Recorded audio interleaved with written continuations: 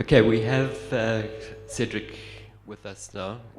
We've allocated half an hour to Cedric to speak about the documentary, and then there's half an hour for discussion from the floor. Um, we've agreed, or I've agreed with Cedric, that if his presentation is shorter, it just means that there's more time for discussion. But yeah, we have an hour now on the program to focus on the documentary. Cedric, thanks very much. Yeah, thanks to you, David, for facilitating this symposium and giving another opportunity to present the film. And I think I'd just like to start with thanks to people like David, Andrews, and Wits School of the Arts. This partnership that Wits has with the Kunstwerk is, in a way, a continuation of an old partnership. We think that being in a global environment is new. People have been relating in this way for some time. So, yes, thanks especially to the people of Rorkes who embraced me and the idea of making a documentary without hesitation, and participated wholeheartedly in the whole project. And I'm really indebted to that process that made making this documentary that much more feasible and possible.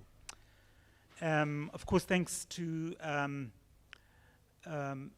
the Swedes, and especially the Swedish Embassy and Hedda Krauts, for the continued support that the arts get Rorkes as well, and thanks, of course, to the Bag Factory, and the Bag Factory being integrally connected to Rorkes and to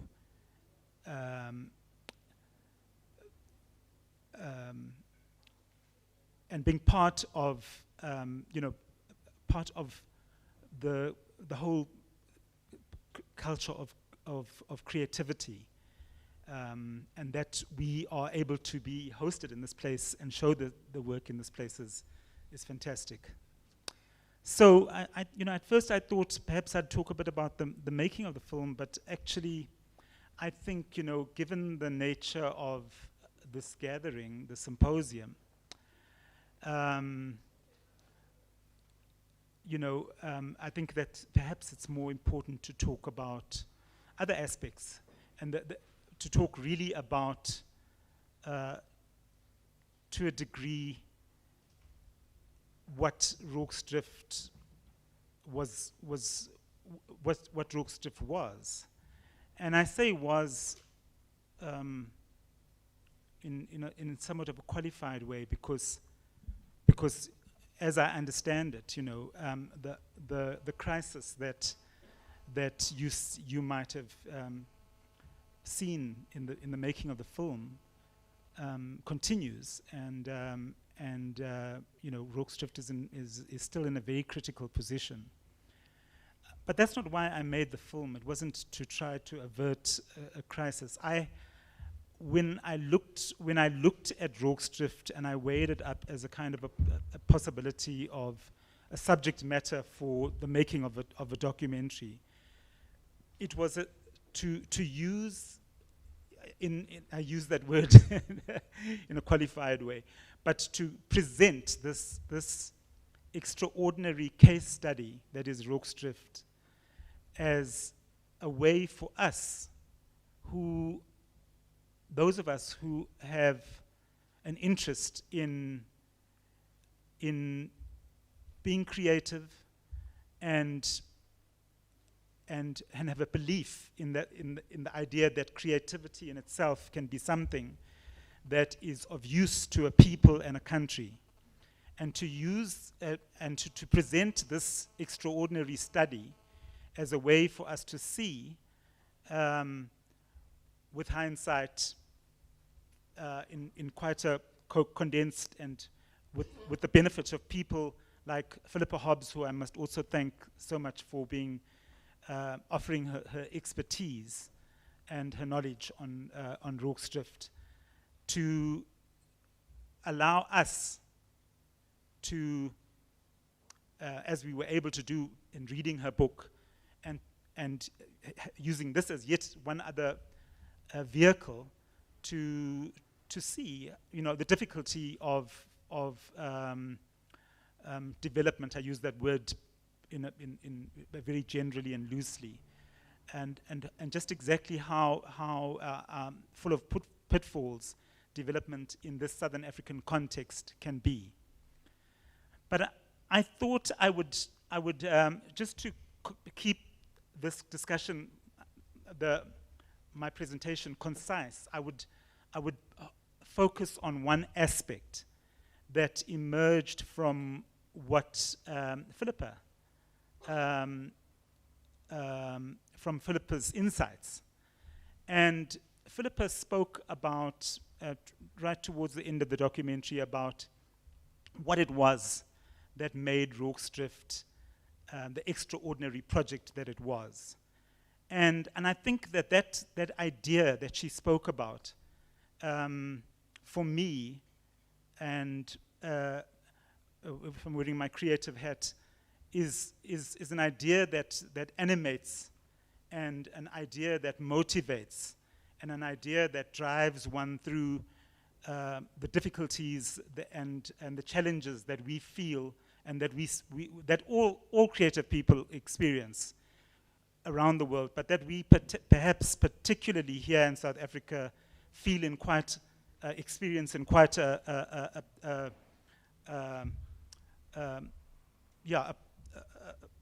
acute way. And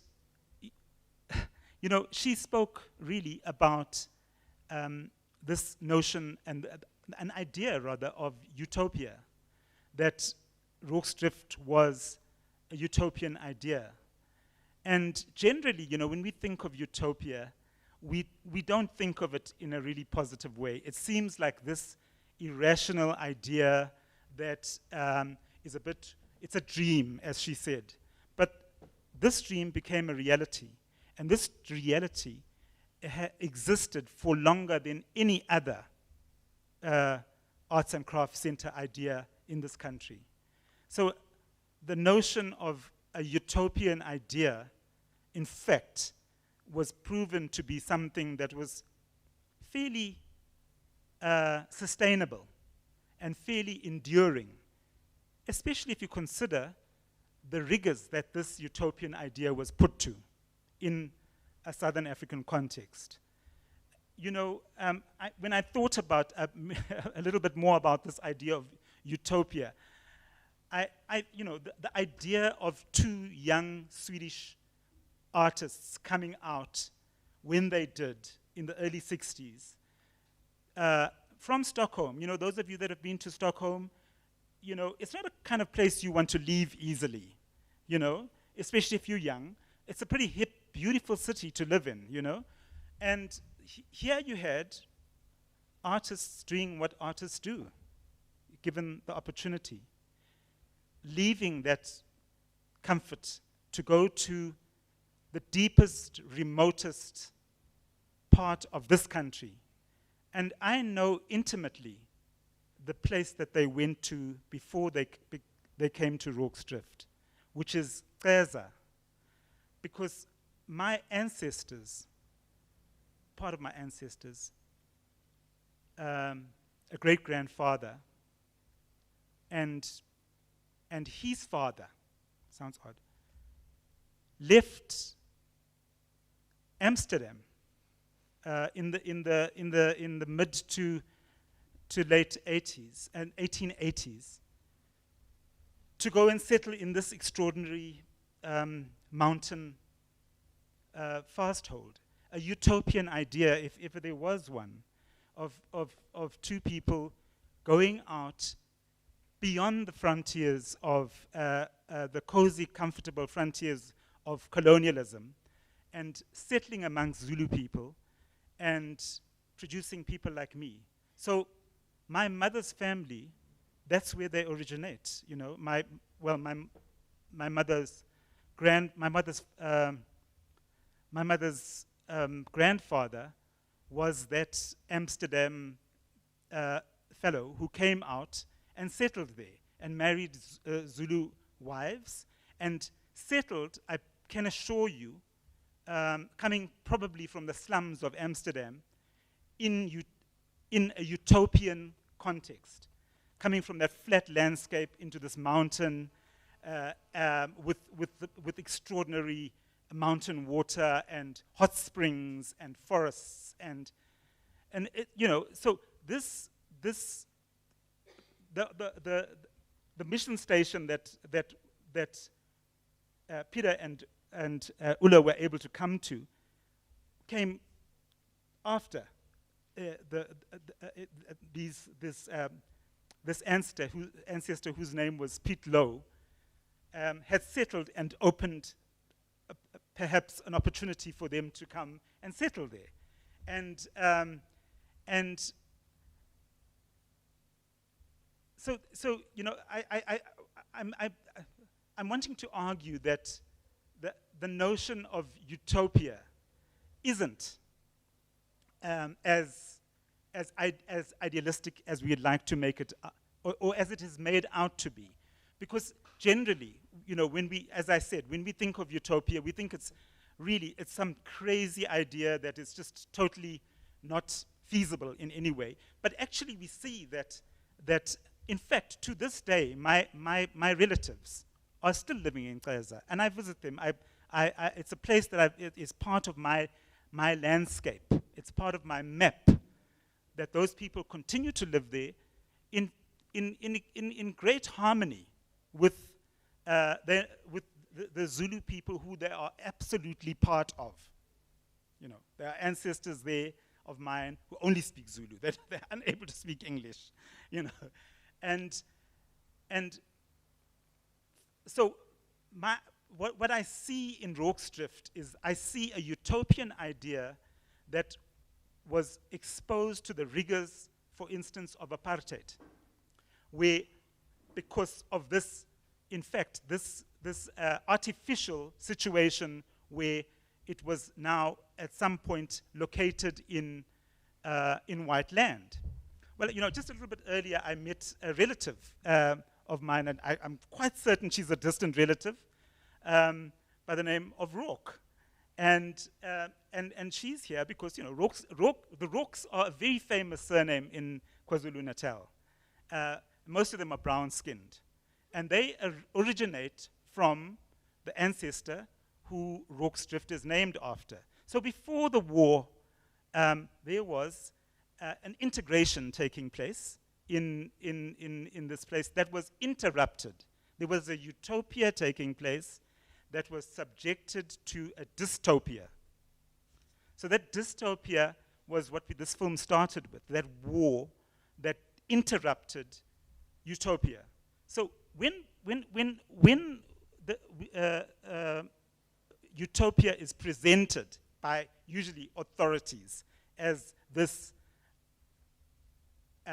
unfeasible, totally unpractical concept, the subtext is that it is actually largely physically attacked. Because my Zulu ancestors that lived here even before they met my white ancestors, they lived in a utopia, actually, And that utopia perhaps was interrupted by the likes of Shaka, and the likes of Shaka were reacting to a known phenomena of 2 centuries of white encroachment that was coming, that they were facing an existential threat. And all accounts, I've just worked on a project, deep historical, I'm working on a deep historical project that looks at deep South African history, aftermath, history of Southern Africa from 1652 until 1879, when Rorkes Drift happened. 1879, when Rorkes Drift happened. And the historical accounts of who the Nguni were, and who the Bantu were, and who the Khoi were, and who the San were before the encounter with whites, settlers, was largely that of a utopian existence. So I want to argue that as creative people, that we embrace this notion of utopia, and that we see it as a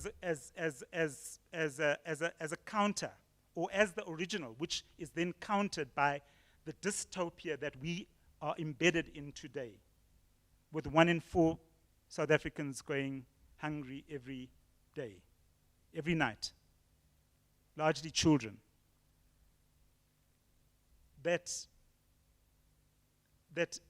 as, if we put on our visionary hat as creatives, that we understand that we have a role, as Peter and Ulla understood, to come and use this creative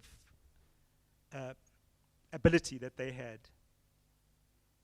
to bring about that cohesion that could lead us back to a place that we could maybe call utopia. We are far from that.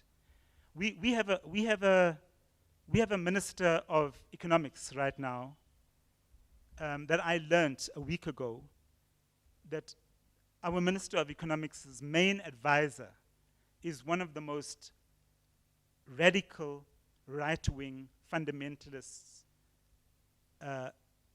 neoliberal, Chicago School of Economics, that is really about channeling money to the wealthy and channeling wealth and resources to the wealthy. Wherever it has neoliberal economics has been practiced, along comes austerity, and austerity is dystopia in my understanding and my book.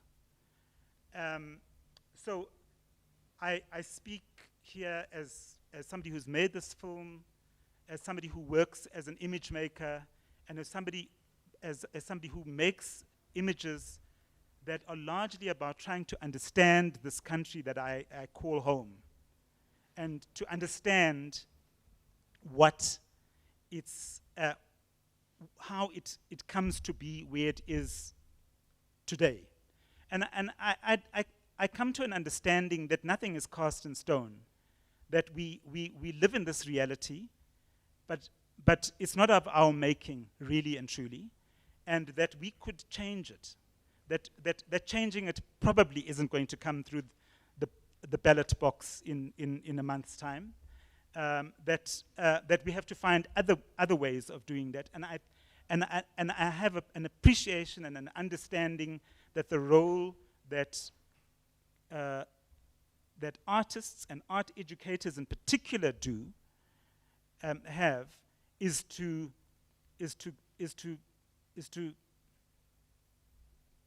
present those tools, to present those methods and means of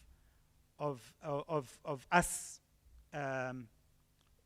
changing the situation that we have today, and taking us from this place of dystopia to hopefully the utopian that we are led to believe is not feasible, and that I believe is absolutely. And I think this project, even in its crisis today, is a living proof of the fact of how, with support, if we gave support that, for instance, the Swedes give to culture and the arts, and if you have, I've had the privilege of being taken through by the Swedes and seeing how structured. It's something they created. It didn't exist there 80 years ago. They created it really recently. We can do the same. We have to believe in that process and believe in that understanding. And maybe we could be performing the same function of lending the real support that the rest of Africa needs after 500-600 years of brutalization. So I'll open it to the floor. Cedric, thanks very much. So we have about half an hour to 40 minutes for questions to Cedric, particularly about the documentary that we've just seen, but I think also about some of the provocations that he's made in the address after the screening. So over to you.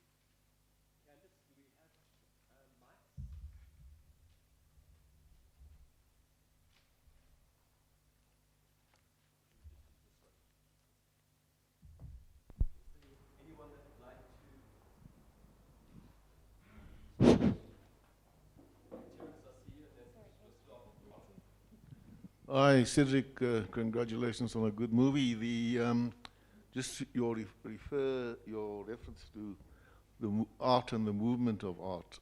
We've just finished the book, that is The Back Factory, which we hope to publish this year, on the role played by community arts programs in bringing about the change in this country, which I think is being neglected by the official history. So, but the other thing that I wanted to ask you in the movie, Govinius and his wife had problems with the system. You omitted that from the movie.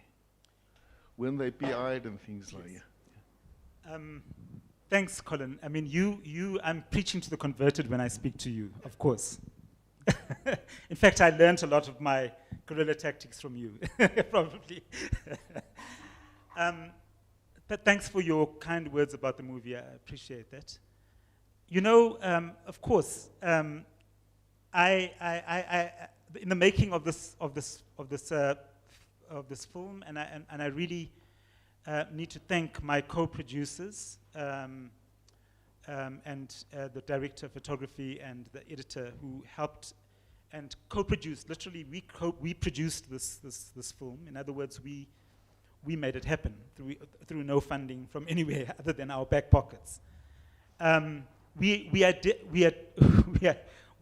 adopted a kind of a Nigerian approach to making movies. You know, that you just make it with whatever you have. You know, and I look to Nigeria majorly for my inspiration for what we need to do.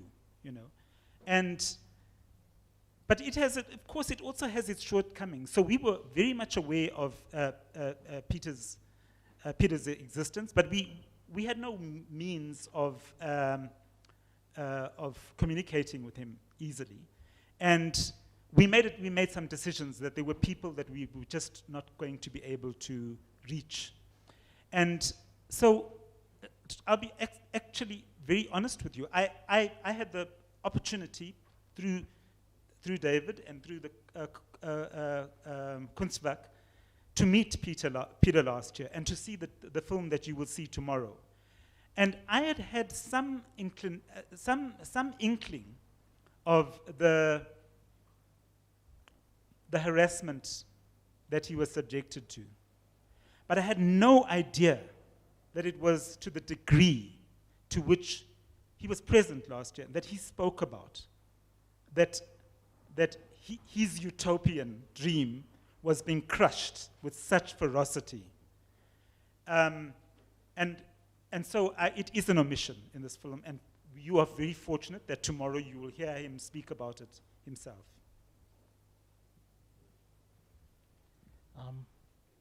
Hi, Cedric.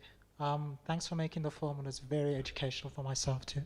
Just introduce yourself. Oh, sorry. My name is Nolan Stevens. I'm an artist and arts writer. As I said, thanks for making the film. I just wanted to go back to what you were saying earlier about this idea of utopianism. And I wanted to ask whether, because for me, I kind of see it as in the utopianism existed purely because of the self-imposed isolation that the Rorkes school put themselves into. You know, as soon as an external force or entity came into that, is particularly in your film, is when we start seeing the disruptions happening. You know, case in points to being when the learnerships came in, you started seeing a shake happening within the system of the Rorkes school. And I wanted to pose to you whether you would think or agree with the idea that Rorkes survived so long because of its self-imposed isolation. Thank you. I think generally when people speak about isolation, it's not generally spoken in a fairly positive way. You know,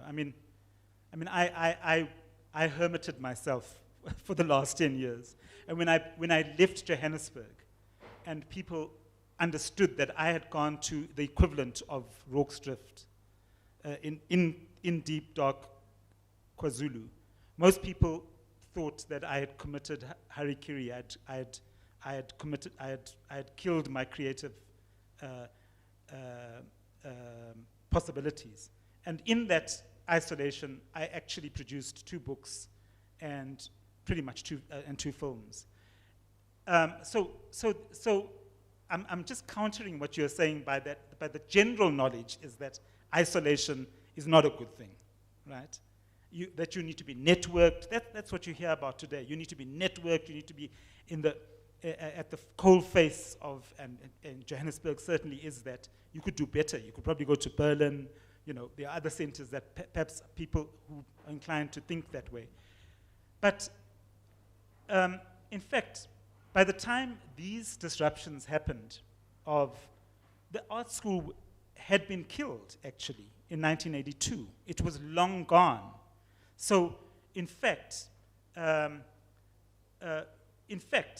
that art school, which was, I've worked on another project with a historian that I met in New York on the steps of a brownstone, and when I told him I was working on this project, the first art school for black South Africans, he said, actually, you're wrong. The first art school for black artists was in, I'm challenged for names. I worked on the project and I don't remember the name. But it was in Richmond, in KwaZulu-Natal, in Ndaleni.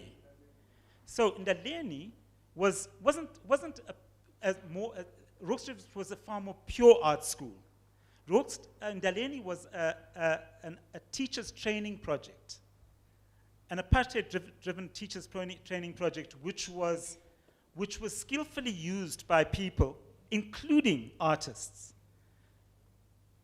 before Rorkes, to get arts training. So people are creative, and they find creative ways. But I think that the forces that were aligned against Rorkes preceded this was an attempt to show that there have been waves of. There was something else that I couldn't easily talk about, for instance, which is the role of the church. So the role of the church has been a double-edged sword, for instance. It's been one where it facilitated the creation of this thing of beauty, but it's also later played very destructive roles in obstructing the course of this. So it's very complex. And a film, there needs to be a film on the Rorkes Art School. There isn't. There needs to be huge amount of study done on that period.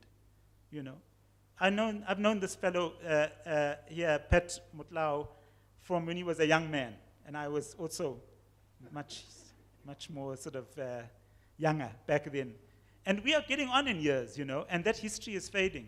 And it's not ancient history, because if we want to fashion the future, if we want to coherently produce a plan to fashion the future, we have to know what we're dealing with, And this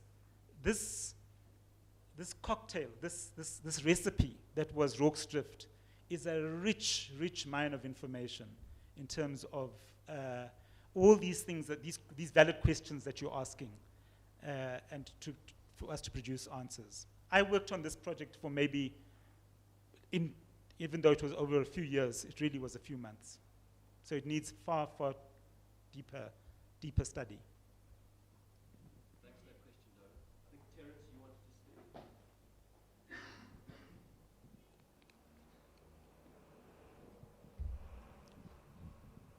speak? Thank you so much. My name is Terence Nzuz. I'm a husband, an artist, a fellow South African citizen. I will not do justice to the actual film, but I think two impressions that sort of like gave me thought. I saw an image of a South African flag, in the middle of a frame, and I heard there was a cry for a new art, by that last gentleman. But I think in speaking back to the film, I got an impression that film will allow us, to maybe a totalization or at this utopia, or film, it's like a tool towards social understanding of some kind. And I think we're missing a point if we do not talk about the potential of the film itself, the actual material of the film. There was less mention of the people who were actually doing work. In your speaking back, the organization of the artist, because for some of us who are in this generation, when we hear Rorkes, it provokes images of the unknown, histories, the lapses, and we want to hear of the names and the actual people that were part of the setup there.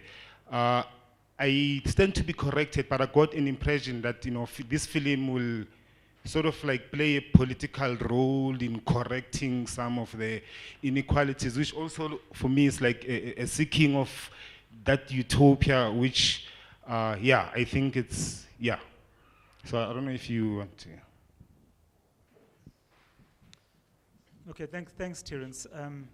I think I was very clear from the very beginning of the making of the film that even though I knew that Rorkes Drift had pretty much closed, and that it had been resuscitated, and that I knew that it had very little chance of continuing, and today it's in deep crisis again, and I was not trying to make a film to save Rorkes Drift, or even to save South African art. I think that I was trying to make a film there where we can begin to interrogate processes so that we can all come to our own understandings of what it is that we need to do as artists and as educators. And there's no prescriptions at all anywhere. I hope not in this film. There are no prescriptions. My voice and my ideas are not present in this film. We've tried, all the voices that you heard were people intimately involved in Rorkes Drift. So those were of course, we edited the film, and in the editing you are telling a story. And it's a particular story, and perhaps if you got those ideas, then it's a failing in the film.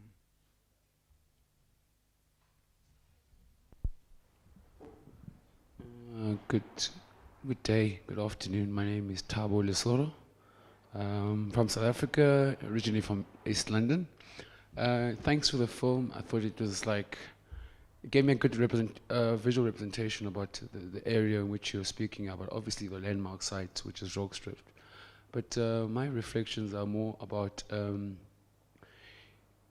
kind of artistic practices and teaching practices that might have been present at Rorkes Drift, and maybe perhaps to a certain extent it didn't come through in the film.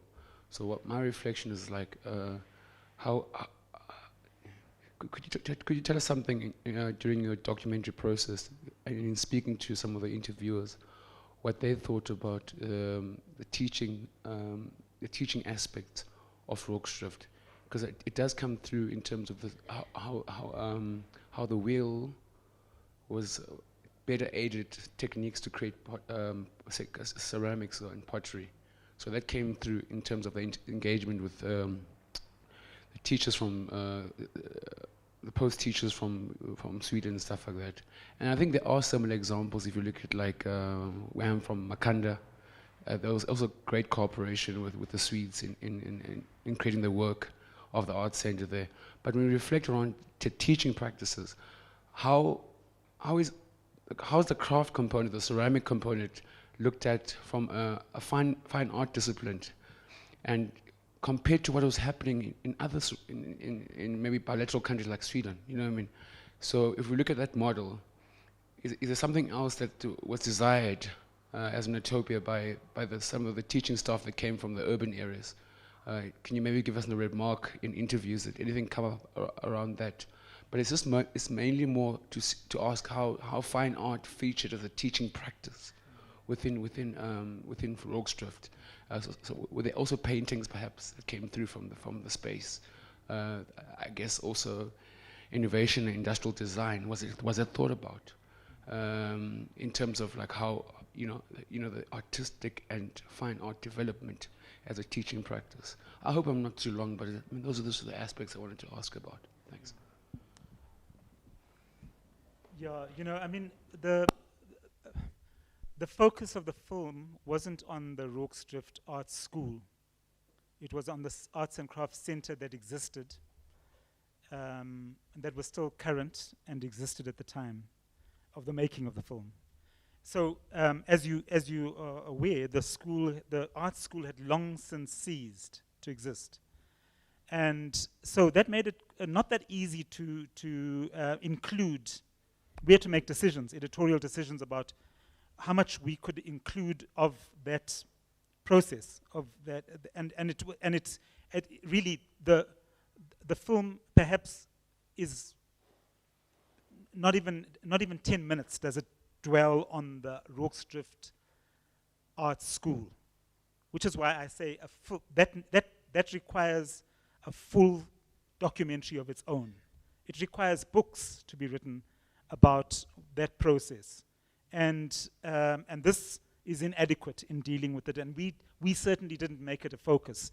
So I don't have your answers. I'm hoping that there are people who were, the subjects that went through that process, who will have a better understanding and maybe could answer now or later, answer your questions about curricula, about pedagogy and things like that, Yes, there were many mediums that were taught there. I think it was a full-on. It was a full-on art school, as adequate as any well-endowed white art school of the time. So people were producing, sculpture, painting. It became known primarily as print. The printing that you see, the etching-based printing, largely because there was a huge proliferation of that work that captured the South African imagination. But it actually it produced well-rounded artists in its time. Could you?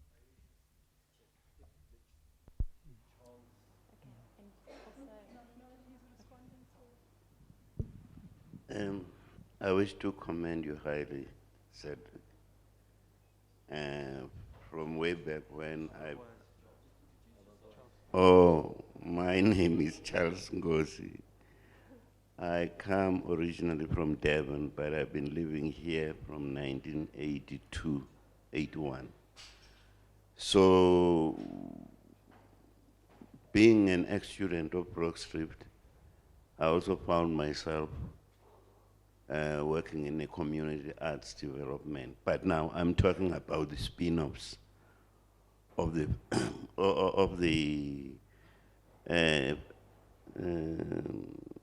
spiritualization that one finds in Rorkes to be at peace with the world. It was a different school that I've ever been to, because also the intake was very controlled. There was no year where students would be more than 20, let's say first year, second year. But we were also very much reminded about getting to be at peace with yourself. And then Dundee is, I think it was about 60 k's away from here. And for a city boy who comes to Rorkes with huge expectations, it's like you get lost, but you also enjoy that because it gives you time to develop, to grow. And students were mentoring themselves. And then we would also get people, big people like the late Professor Batis, who would come and impress it upon us. I remember one day he asked us, give me your definition of art. Like young people who couldn't find the definite kind of explanation to that. We said different things, but he ended up saying, art is what you make up, regardless of whatever. He was donning designs on his POP that were a predecessor of the Fook Island. So he came to the school and wearing a big hat with big ostrich feathers and shoes that were not the same.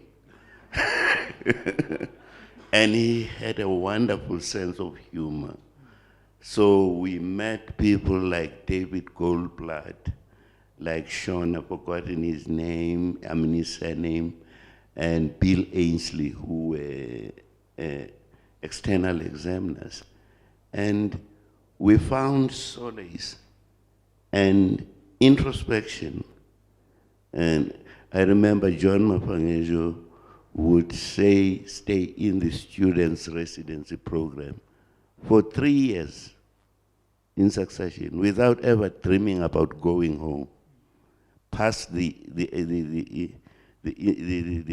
experience he had when he had to be admitted at Matateni Hospital. And given that he was the John Mafangejo, who was very creative, he put that onto his copper plate entitled Sick. Then one of our fellow artists, Gordon Khabashani, who had gone to the orange farm, then Gordon slipped and fell onto the water. Then John recorded that.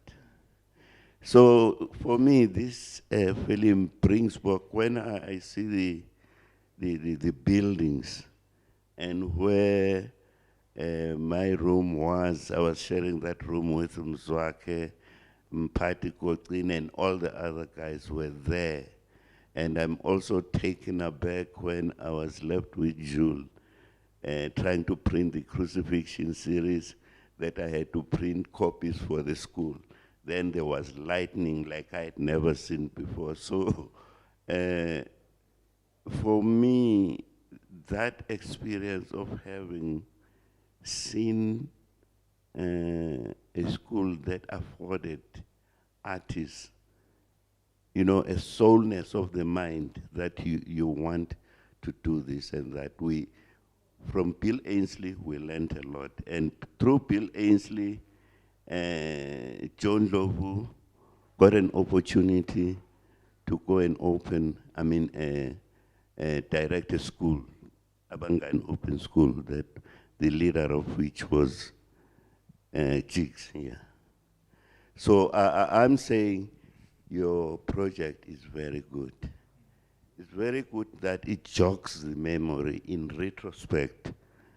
But now I think it could also equally be good if we could be involved in a workshop situation where now you get into the nitty-gritties of action, where all the artists who have been here, and that would be attached to an exhibition, so that, and the interviews of artists who would be attending that workshop, so that with the embodiment of all that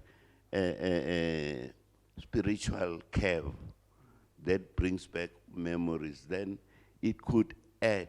Let's consider this as one of the most important phases, because it says this is the cornerstone on which other things will be built. Thank you.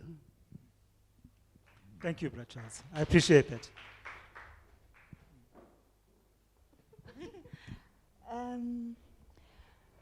I found my name is Nkululeko Khumalo, and I found your documentary quite interesting. However, I felt I would have liked, because there are people who, I know you got artists who are working there, but I know that David had invited Princess Ngobo, which is now she's Taylor, to get her input, you know, because I found there's quite a lot of loopholes that are still missing within, you know.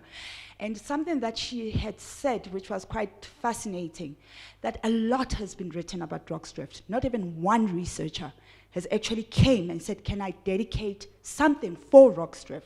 So people are coming and taking and taking and taking from Rorkes, but absolutely nothing.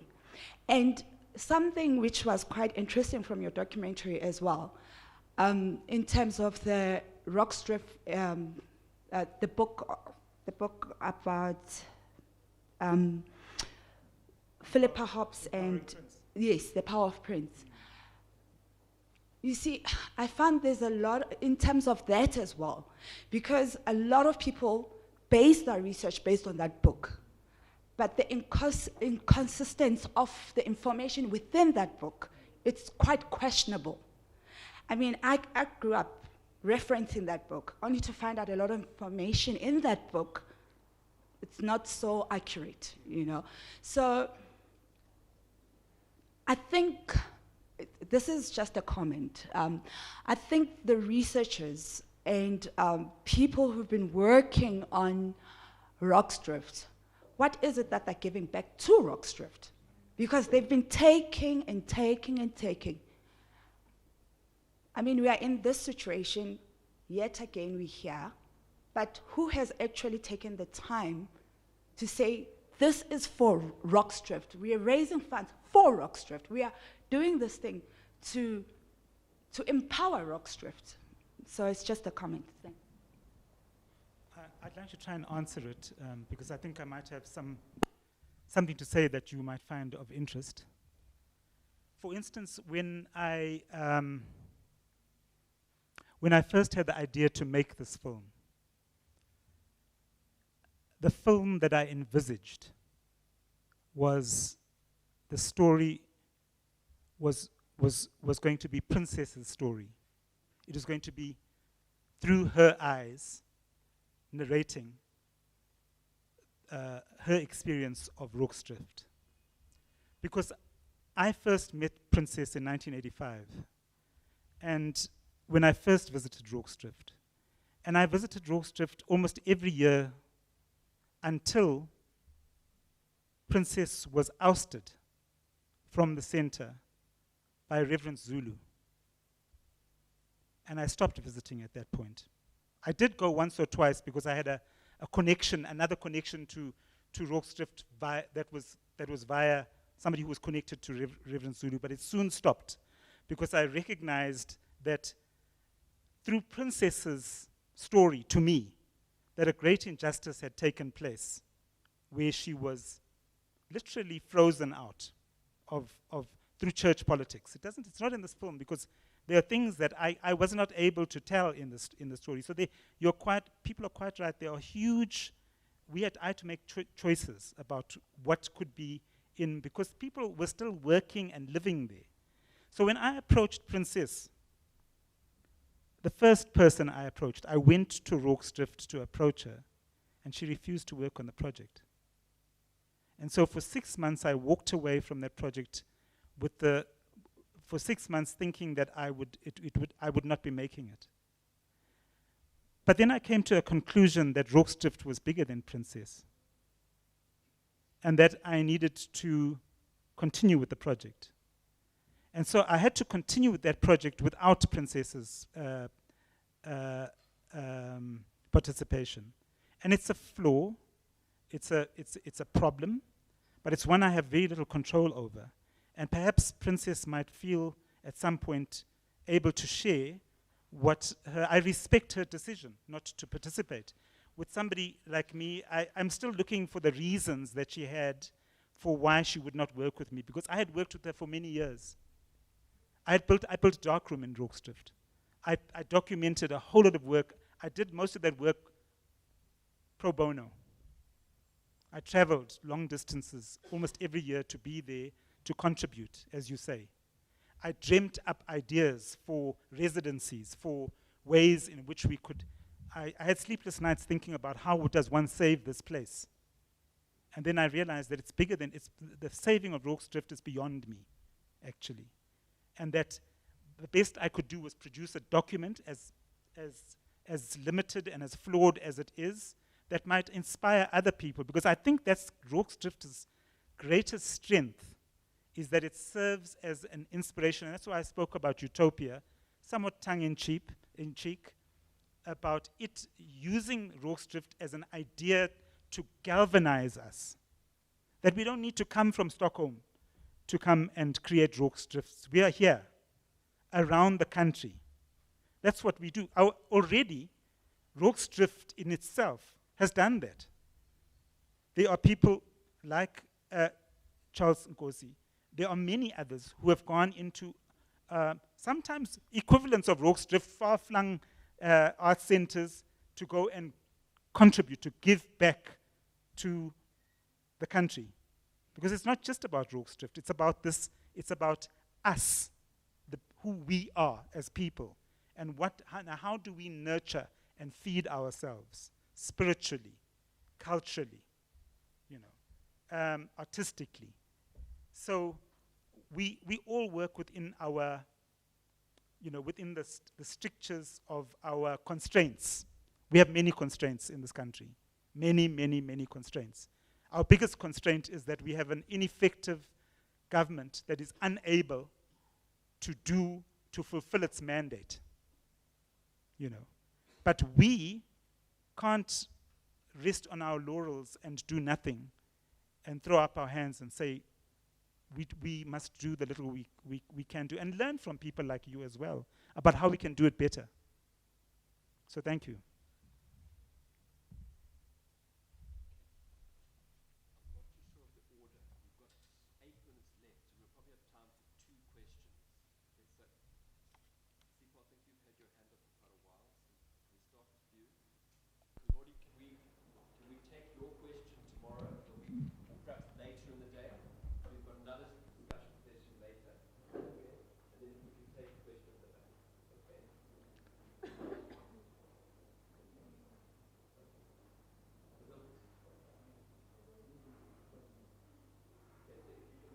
Yeah, I'll be brief.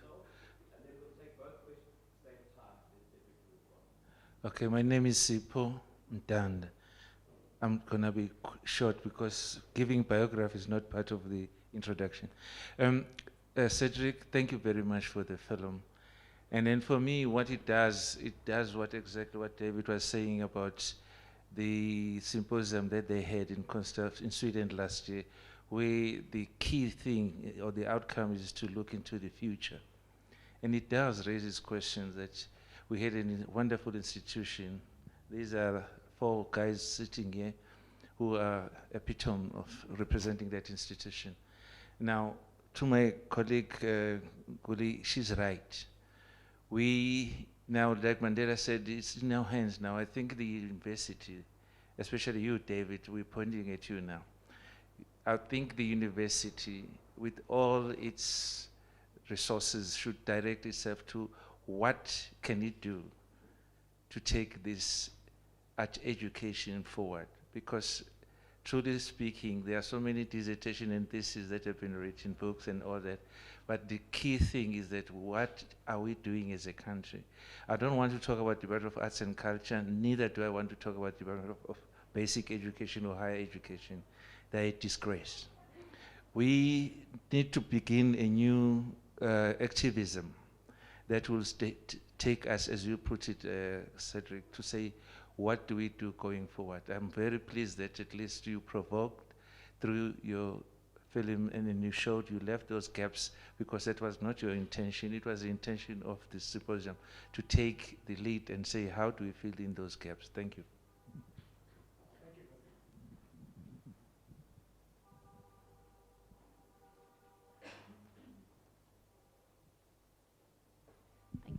Okay, I think I'll continue what this gentleman has just been saying. Cedric, first of all, when you said, I'm Colleen Winter, I'm an artist. When you first spoke of utopia, I thought to myself, no, most definitely he's got it wrong. I don't agree, falling back on the original conventional term of utopia. But then the more I listened to you, the more I agreed. And I thought, yes. I have recently moved. I used to make my art in a funny little room in my house. Now I have a bigger space, and I walk around this new space pinching myself because it's surreal. It's utopia. I want to ask, following what Charles said and this other gentleman, and asking you, what maybe Rorkes Drift has done its thing. Maybe that's why it's in crisis. It's finished. It's done what it came to do. I loved what you said. I loved what your optimism and your positive approach. What are we to do today? We don't need to go back to Rorkes Drift. Like these 2 other gentlemen said, what are we doing here? We can do, each one of us is an individual Rorkes drift. We can go forth and do that. And I want it, and probably there isn't time now. But what are your ideas? What ideas have you got? Help me. I need some inspiration. I want some answers. Thank you.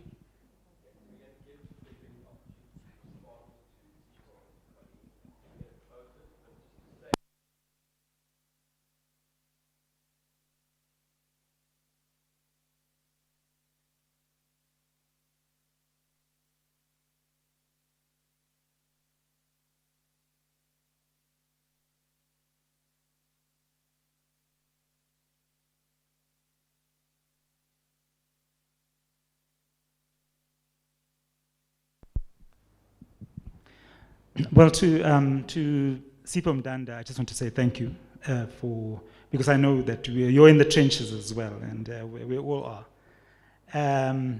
So thanks for the acknowledgement. And to my first convert, utopian convert, Colleen Winter, I'd like to say you are in the right direction. You've created your first step into utopia. Utopia is about abundance. It's about creating abundance. And in Africa, we've had that project interrupted. That's how I see it. The project of abundance. We had it, and then it was interrupted. So we need to return to it. And we are all different. We need to find but we have one thing in common. We are creative. So we need to find those creative ways and we do it already. It's not something we don't do. We all do it in our own ways. We create, this is a place of abundance. It may be leaking, the roof may be leaking, but that's not how we judge abundance. This is a place, this is a huge, as I drove up to it today, I said, does the city really know the creativity, the production that this place produces? Does it appreciate it?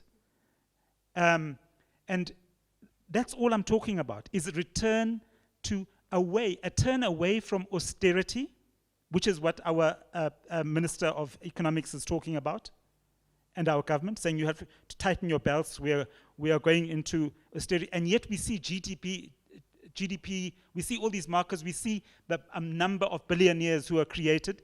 Well, they're talking about abundance for a tiny, small amount of people. And we are saying we want abundance, the kind of abundance that brings about a situation where every child goes to bed, hopefully not in as leaky a roof as this one, with a full belly. We're talking about, I'm talking about it tritely perhaps, but we're talking about a return to that kind of generosity where we give, not selflessly, but where we are part of returning and not just extracting, taking, as some people were saying that enough people have taken from Rorkes drift. Fortunately, enough people have also given to Rorkes drift, I think, but we live in an environment where there is more take than give. And we have been groomed to become takers rather than givers. So I don't have prescriptions for every single person. If I look at Brother Charles Nkosi here, I see a giver. And I see a very content man who gave all his life, and has enriched so many people that if you asked him to account for them, he would not be able to, And that's what we desperately need. Cedric, thanks very much. I'm going to close it there. I think that there's a lot more that we can continue to talk about. And again, Claudia and Andrew, I note that you wanted to ask questions. I hope that you'll still be here later. But we'll also have opportunities tomorrow to continue these discussions. What I'm going to suggest we do is if you want to stretch your legs just for a minute or so, or get something to eat or drink, please do so. And then we're going to move into the next presentation, which will be by Thembi Nkosi Goniwe. So if you want to take 2 or 3 minutes, come back and we'll give Thembi Nkosi an opportunity to set up. Thank you.